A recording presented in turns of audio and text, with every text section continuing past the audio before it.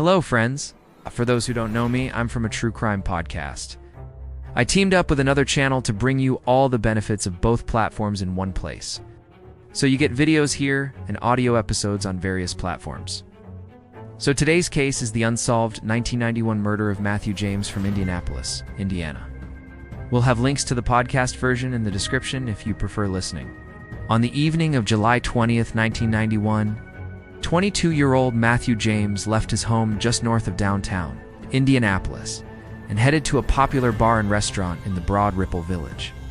He told his roommate that he would be home soon, but he didn't specify exactly when.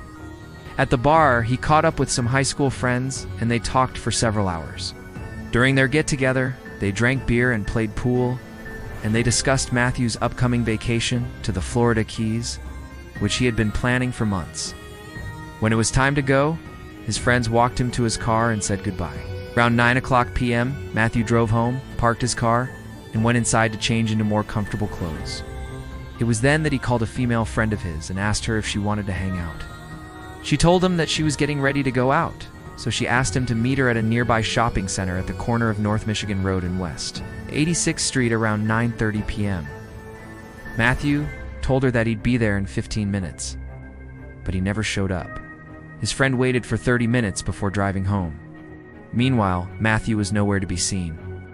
At approximately 10:20 p.m., a resident of North Caroline Avenue spotted Matthew's car parked on the side of the street. The engine was running, the doors were unlocked, the keys were in the ignition, and the gear shift was in neutral. There was also a six-pack of beer in the passenger seat and a full ashtray, meaning that Matthew had only stepped out of the car for a short time. He was nowhere to be seen.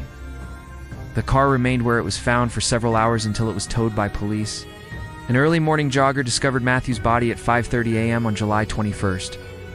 He was found face down near the shoulder of the road on the east side of North Michigan Road, about 2 miles south of the shopping center, where he was last seen alive. He was lying on the west side of the road in a location that was cloaked in darkness at the time of his death. He was wearing a white t-shirt, gray jogging pants, and white socks. His glasses were on top of his head and his shoes were missing. One shoe was later found on a nearby sidewalk, but the other was never recovered.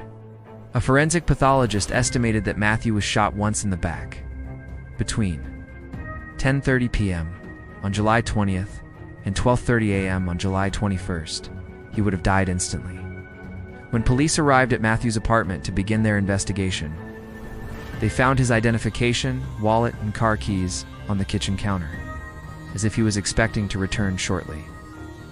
A loaded .38 caliber revolver was found under the mattress of his bed. Ballistics tests later revealed that the murder weapon was a .38 caliber firearm. But since the bullet that struck Matthew was too badly damaged to test, investigators were unable to determine if it came from the same gun.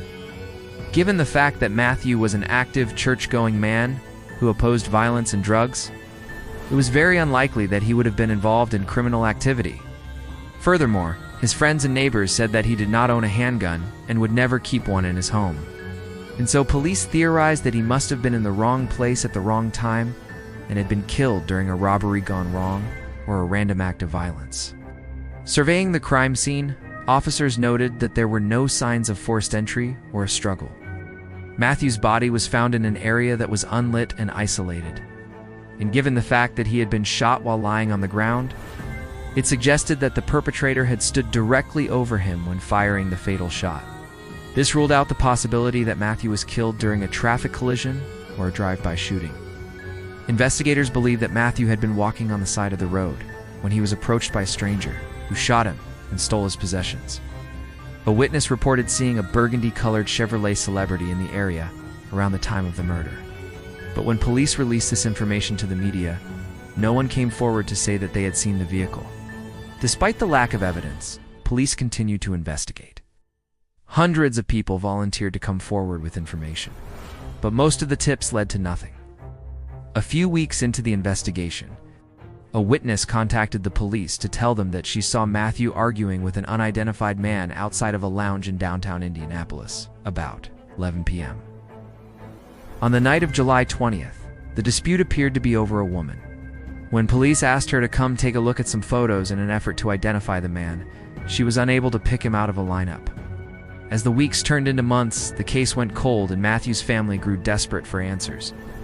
On December 1992, his father, Steve, told the Indianapolis Star, "I honestly feel we're never going to get anywhere with the police. They're not interested. They're not putting any time or effort into it. We are trying everything we can, and it seems like they're doing nothing." In an effort to raise awareness, Matthew's mother, Susan, held a candlelight vigil at the site of his death every month on the anniversary of his passing. In November 1994, police revisited the case in an attempt to generate new leads. By this point, they had developed a composite sketch of a potential suspect based on a witness description. However, the sketch was not publicly released and no arrests were ever made. In 2001, Matthew's father told the Indianapolis Star that he still visited his son Zay's grave every Saturday to maintain it and chat with him like an old friend. He said, "It's hard to believe it's been 10 years. Every week I go out there and talk to him. I tell him what's going on in my life and ask him for guidance. Sometimes I think maybe I'm talking to myself, but that's okay. I miss him so much." In 2012, on the 21st anniversary of Matthew's death, his sister told the Star, "We miss him terribly. He has not been forgotten. He is loved and he is cherished. And whoever did this to him, I hope they hear this and turn themselves in." Today, Matthew's case remains unsolved, and his killer has never been identified. The lead detective in the case retired shortly after Matthew's death and moved to Kentucky.